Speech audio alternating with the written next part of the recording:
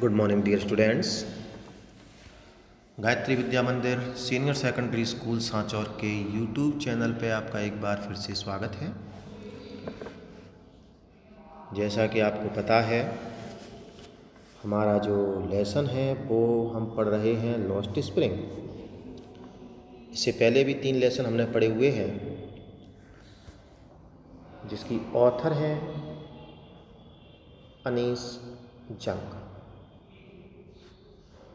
Lost spring का तात्पर्य आपको मैंने पहले ही बता दिया था, जिसका तात्पर्य है खोया हुआ बचपन, या खोया हुआ यहाँ पे बसंत है, जिसका तात्पर्य खोया हुआ बचपन है। ये शुरुआती पार्ट जो है हमने इसको पढ़ लिया था। यहाँ से एक महत्वपूर्ण क्वेश्चन जो है आपका बनता है, why did sahibs family settle at Seemapuri, क्योंकि वो रहने वाले तो कहाँ के हैं, ढाका के थे, इसमें बताया था। और दे लेफ्ट ढाका, उन्होंने ढाका को छोड़ दिया। तो कॉज ऑफ लीविंग ढाका, यानी ढाका को छोड़ने का रीज़न क्या था साहिब के परिवार के लिए। तो यहाँ पे आपने पढ़ा था कि देयर वर मैनी स्टॉर्म्स, यानी वहाँ बहुत तूफान आते थे। Swept their fields and homes, जो उनके खेतों को, उनके घरों को नष्ट कर देते थे। उनकी माँ साहिब को बताती है, that's why they left looking for gold in the big city where he now lives. तो ये क्वेश्चन हमने देख लिया था। इसके अलावा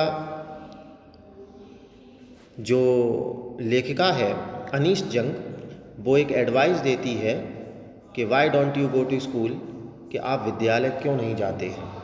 तो इस क्वेश्चन को भी हम पहले देख लेते हैं। ये आपका सेकंड क्वेश्चन था इस बुक में, यहाँ दे रखा है, देख सकते हैं। Why does Anees Jung's promise to open school seem hollow, कि विद्यालय खोलने की उसकी सलाह जो है वो खोखली क्यों प्रतीत होती है। क्योंकि वो कहता है कि there is no school in my neighbourhood, मेरे पड़ोस में कोई विद्यालय नहीं है। तो लेखिका कहती है, यदि मैं विद्यालय को खोल दूँ तो क्या तुम विद्यालय जाओगे। तो वो कहता हाँ मैं बिल्कुल जाऊँगा। लेखिका कहती है कि मैं अगर विद्यालय खोल दूं तो विल यू कम, क्या तुम आओगे। और कहती किस प्रकार से, हाफ जोकिंगली मतलब मजाकिया लहजे में कहती है, not serious about to open a school. ठीक है ना, उसने जो बात कही है उस पर वो सीरियस नहीं है, गंभीर नहीं है, या कह सकते हो the author has no intention to open school, कि उसका विद्यालय खोलने का कोई भी इरादा नहीं है। तो उसने हाफ जोकिंगली ये कहा था। तो आप लिख सकते हैं the author Anees Jung said about to open a school half jokingly, ठीक है ना, and the author had no intention to open a school. तो ये दूसरा आपका जो क्वेश्चन उसका आंसर यहाँ से हो जाता है। अच्छा, हमने ये पढ़ लिया था। लेखिका कह रही है कि महीनों से मैं उसको पहचानने लगी हूँ, अब मुझे पता चल गया है कि उसका नाम जो है क्या है, साहिब आलम। आपका एक लॉन्ग क्वेश्चन बन जाता है बच्चों, यहाँ से आप पढ़ेंगे या तो बुक में इसमें, नहीं तो एडिशनल क्वेश्चंस में आपको निश्चित रूप से मिलेगा कि how did the name of Sahib mismatch from his real world, यानी किस प्रकार से साहिब का नेम जो है वो उसके वास्तविक संसार से किस प्रकार से मिसमैच करता था या मेल नहीं खाता था। जहाँ के हम देख रहे थे उसके नाम का तात्पर्य तो साहिब आलम, यानी कि पूरे ही ब्रह्मांड का मालिक था, the Lord of the universe, लेकिन वो काम क्या कर रहा है, रैग पिकिंग का। ठीक है ना, तो यहाँ से हमने इसको पढ़ लिया था। तो लेखिका कहती है, अब महीने हो गए हैं, मैं सभी को पहचानने लगी हूँ, तो मैं एक दिन किसी से पूछती हूँ कि आपने चप्पल्स क्यों नहीं पहन रखे हैं। तो दूसरा लड़का वहाँ पे एकदम से तर्क देता है कि ये झूठ बोलता है कि इसकी माँ ने ऊपर रखे, इसकी माँ अगर उतार के इसे दे भी देगी स्लीपर या शूज़ तो ये उन्हें पहनेगा नहीं बल्कि फेंक देगा। लेखिका कह रही है कि मैंने पूरे देश का भ्रमण किया है, देश में भ्रमण करते समय मैंने बच्चों को नंगे पैर घूमते हुए देखा है, चाहे तो शहरों में या फिर गांव की सड़कों पे। It is not lack of money, ये कोई धन का अभाव नहीं है, but tradition to stay barefoot, बल्कि ये बेयरफुट रहने का, नंगे पैर रहने की एक परंपरा हो गई है। उनका एक ये एक्सप्लेनेशन है, ये स्पष्टीकरण है कि दे आर पुअर, ठीक है ना, कि वो गरीब हैं। तो ये भी हमने देख लिया था। यहाँ पे लेखिका एक स्टोरी आपको सुनाती है, जो हमने ये लास्ट पैराग्राफ जो पिछले वीडियो में पढ़ा था, यहाँ पे एक कहानी सुनाती है कि उडुपी के एक व्यक्ति ने मुझे कभी सुनाई थी, व्हेन ही वाज यंग, यानी जब वो छोटा था और उसके पिताजी जो थे वहाँ पे एक जो टेम्पल था उसमें पुजारी हुआ करते थे, and he constantly prayed to goddess, वो हमेशा ही देवी माँ से प्रार्थना किया करता था टू गेट यानी प्राप्त करने के लिए पेयर ऑफ शूज़, और जब उसको मिल जाते हैं तो वो प्रार्थना करता है कि मैं इनको कभी खोऊं ना। ठीक है ना। तो उस कस्बे का जब उसने भ्रमण किया तो पाया कि वहाँ पे कोई दूसरा पुजारी रहता था। उसका छोटा सा बच्चा जो विद्यालय से आया था, उसने अपने बैग को बिस्तर पे फेंक दिया, उसने शूज़ और सॉक्स पहन रखे थे। तो मैंने विचार किया कि पुजारी के बच्चे के समान ये छोटे छोटे बच्चे अब जूते और मोजे पहनते थे, अवेयर हैं, जागरूक हैं, लेकिन मेरे पड़ोस में घूमने वाले वो जो ड्रैग पिकर्स हैं, जो कचरा बीनने वाले हैं, वो अभी भी रिमेन शूलेस। कैसे रहते हैं वो? शूलेस यानी बिना जूतों के ही रहते हैं। तो यहाँ तक का हमने पूरा ही पार्ट जो डिस्कस किया था, लर्न किया था। ठीक है, और एक बार देख लेते हैं कि यहाँ से आपका कोई प्रश्न तो पुटअप नहीं हुआ है बीच में। तो थर्ड क्वेश्चन आ रहा है, why does the author describe Seemapuri as miles away from Delhi. ये थर्ड क्वेश्चन जो अब हम नेक्स्ट सेंटेंस में ही, नेक्स्ट पैराग्राफ की शुरुआती लाइंस में इनको हम पढ़ेंगे। ठीक है ना। तो हम इसको देखते हैं। दो क्वेश्चन जो थे इनको हमने डिस्कस कर लिया है। उम्मीद है कि आपने याद भी किया होगा, आपको समझ में आया होगा। अब देखते हैं हम अगला paragraph.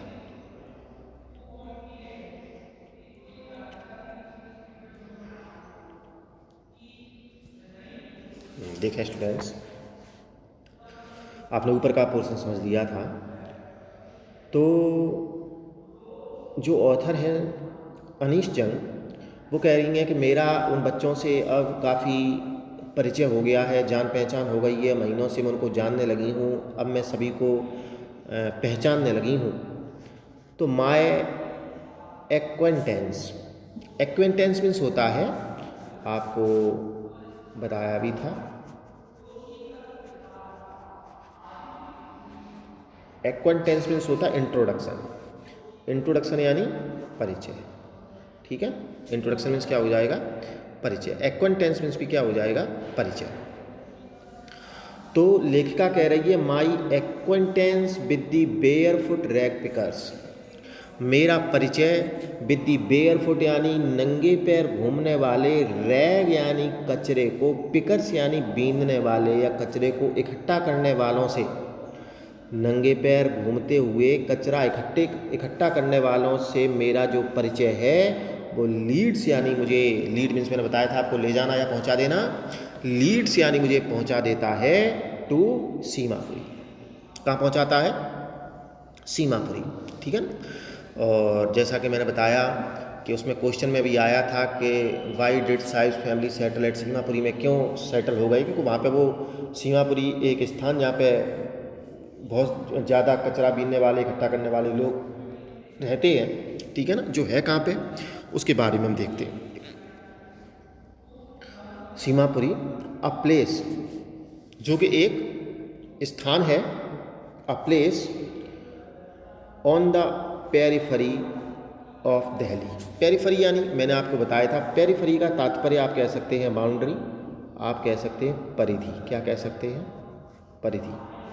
On the periphery of Delhi यानी दिल्ली के ही परिधि में या दिल्ली के सीमा क्षेत्र में एक स्थान है। कौन सा? Seemapuri. Yet miles away, yet यानी फिर भी, माइल्स अवे यानी मीलों दूर है, फ्रॉम इट यानी, इट का मतलब दिल्ली से, मेटाफरिकली यानी लाक्षणिक रूप से, फिगर्स ऑफ स्पीच यानी अलंकार का प्रयोग किया है। ठीक है ना। लाक्षणिक रूप से देखा जाए, वैसे तो वो कह रहे हैं कि सीमापुरी जो है वो दिल्ली की ही परिधि या दिल्ली के सीमा क्षेत्र में ही एक स्थान है, और हालांकि देखा जाए तो लाक्षणिक रूप से दिल्ली से मीलों दूर है। कितना दूर है? माइल्स अवे फ्रॉम दिल्ली, यानी दिल्ली से मीलों दूर है। अब यहाँ पे हम जब इस लाइन को पढ़ते हैं तो एक प्रकार का एक कॉन्ट्रास्ट जैसा, एक विरोधाभास प्रतीत होता है। एक तरफ तो यहाँ पे ऑथर कह रही है कि जो दिल्ली के सीमा क्षेत्र में ही है, दिल्ली की परिधि में ही है, और दिल्ली से मीलों दूर भी बता रही हैं उसको। तो यही हमारा एक प्रकार से क्वेश्चन भी था। हम वो क्वेश्चन आपको बता देते हैं कि क्वेश्चन ये था कि why did author describe Seemapuri miles away from Delhi, के लेखिका ने सीमापुरी को दिल्ली से मीलों दूर क्यों बताया था? तो हम देख सकते हैं क्यों बताया था। वो कह रही है, एक तरफ तो कहा है कि दिल्ली के सीमा क्षेत्र में है, दिल्ली की परिधि में है, लेकिन फिर भी दिल्ली से मीलों दूर है। तो दिल्ली के पास में तो है, बात सही है, लेकिन मीलों दूर जो कहा है वो किस अर्थ में कहा है कि Seemapuri has no proper facility. समझ रहे हो? Seemapuri has no proper facility as like Delhi. किसके समान? दिल्ली के समान।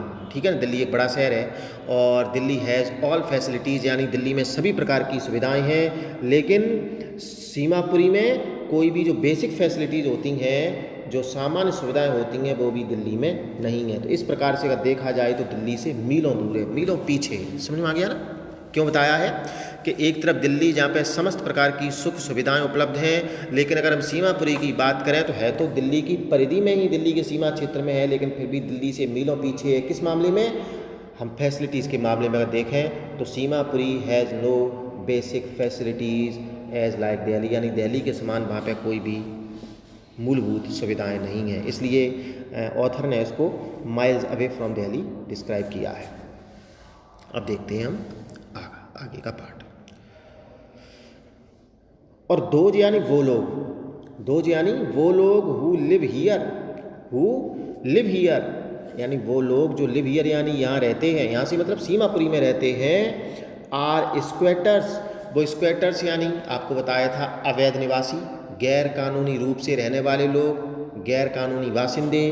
तो वो लोग जो यहाँ पे रहते हैं आर स्क्वेटर्स यानी गैर कानूनी बासिंदे हैं, हु केम फ्रॉम बांग्लादेश, जो केम यानी आए थे कहाँ से? बांग्लादेश से, बैक इन 1971। कब आए थे? 1971 में। तो 1971 में जो बांग्लादेश ढाका को छोड़ के यहाँ पे आ गए थे, वो गैर कानूनी रूप से रह रहे हैं कि उनके पास में रहने के लिए कोई भी अनुमति नहीं है, कोई परमिशन नहीं है। साहिब्स फैमिलीज एमोंग देम, और साहिब की फैमिली, साहिब का परिवार भी, एमोंग मीन्स होता के बीच में, मतलब बहुत से ये परिवार रहते हैं, उनमें से एक जो है साहिब का परिवार भी है। Seemapuri was then a wildness, उस समय की बात है, 1971 की बात लेखिका कह रही है कि जब वो लोग यहाँ पे आए थे तो Seemapuri was then a wildness, यानी वाइल्डनेस आपको मैंने कल ये बताया था, वाइल्डनेस का मतलब उजड़ा हुआ स्थान, एक बीहड़ क्षेत्र कह सकते हैं कि Seemapuri was then a wildness, उस समय सीमापुरी एक उजड़ा हुआ क्षेत्र, एक बीहड़ स्थान था। It still is, it still is, उजड़ा हुआ तो स्टिल यानी अभी भी है, बीहड़ तो अभी भी है, but it is no longer empty, लेकिन अब ये स्थान नो लॉन्गर एम्प्टी यानी खाली नहीं है, कि पहले तो कम लोग आए थे, ये खाली भी हुआ करता था, बीहड़ था, निर्जन स्थान था, ठीक है ना, सुनसान कह सकते हैं। तो उजड़ा हुआ तो आज भी है, but it is no longer empty, लेकिन अब ये खाली नहीं है। इन स्ट्रक्चर्स ऑफ मड, आपको बताया था स्ट्रक्चर यानी कोई भी ढांचा, कोई भी संरचना, मड यानी मिट्टी की, यानी मिट्टी के उन ढांचों में। तो स्ट्रक्चर से यहाँ पे तात्पर्य आपका क्या है? घर कह सकते हैं, और मड का तात्पर्य आप मिट्टी कह सकते हैं। तो इन स्ट्रक्चर ऑफ मड यानी मिट्टी के इन घरों में, with roofs of tin and tarpaulin, जिनकी छतें किसकी हैं? विद रूप्स यानी छतों वाले, टीन यानी टीन की, और ट्रिपोलिन यानी त्रिपाल यानी टीन और त्रिपाल की छत वाले मिट्टी के घरों में। Devoid of sewage, sewage means क्या होता है? जो गंदा जल है, जो गंदा पानी है, ठीक है ना, गंदा पानी होता है, मलजल बोल सकते हैं। डिवॉइड मीन्स होता है, डिवॉइड मीन्स रहित, सीवेज यानी उस मलजल या गंदे पानी से, मतलब डिवॉइड है, वंचित है, मतलब गंदे पानी के निकलने का कोई रास्ता नहीं है। ड्रेनेज और रनिंग वाटर, और ड्रेनेज क्या है?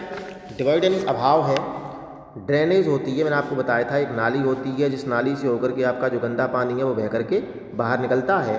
तो जो सीवेज है, जो गंदा पानी है, उस गंदे पानी को बाहर निकालने के लिए कोई भी ड्रेनेज नहीं है, अथवा रनिंग वाटर यानी उस पानी को बहा करके ले जाने के लिए कोई भी सुविधा नहीं है, कि घरों का जो गंदा पानी है उस गंदे पानी को बाहर ले जाने के लिए कोई भी नालियों की सुविधा वहाँ पर उपलब्ध नहीं है। तो ऐसी जगह पे लिव यानी रहते हैं 10,000 रैग पिकर्स, ठीक है ना। आप फिर से देख सकते हैं कि बिना, आप कह सकते हैं नालीहीन कह सकते हो, डिवॉइड मीन्स हीन या अभाव, नालीहीन, जलापूर्तिहीन त्रिपाल और टीन की रूप से यानी छत वाले उन मिट्टी के घरों में live 10,000 rag pickers, 10,000 rag pickers यानी कचरा बीनने वाले रहते हैं। कितने?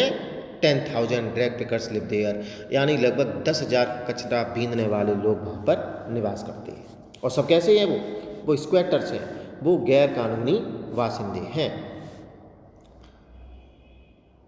दे हैव लिव्ड हियर, वो यहाँ पे रह रहे हैं फॉर मोर देन 30 ईयर्स। कितने? मोर देन 30 ईयर्स यानी 30 वर्षों से अधिक समय से।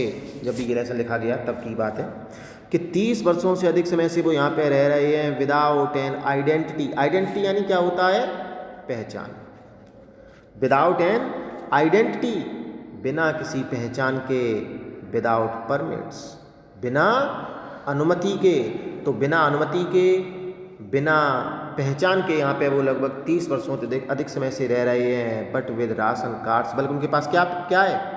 उनके पास राशन कार्ड्स हैं। एंड गेट देयर नेम्स, जिनसे गेट यानी जुड़ जाते हैं, देयर नेम्स यानी उनके नाम, ऑन वोटर्स लिस्ट यानी मतदाता सूची में, and enable them to buy grain, और ये मतदाता सूची में जो नाम जुड़ जाता है, जो उनके पास राशन कार्ड है, जिससे वो इनेबल यानी योग्य या समर्थ हो जाते हैं, टू बाय यानी खरीदने में, और ग्रेन यानी अनाज को। ठीक है, आज का हम वीडियो अपना इतना रखते हैं, और नेक्स्ट वीडियो में ये पूरा एक पैराग्राफ हम करेंगे कंप्लीट। इस क्वेश्चन को हम फिर से एक बार डिस्कस करेंगे।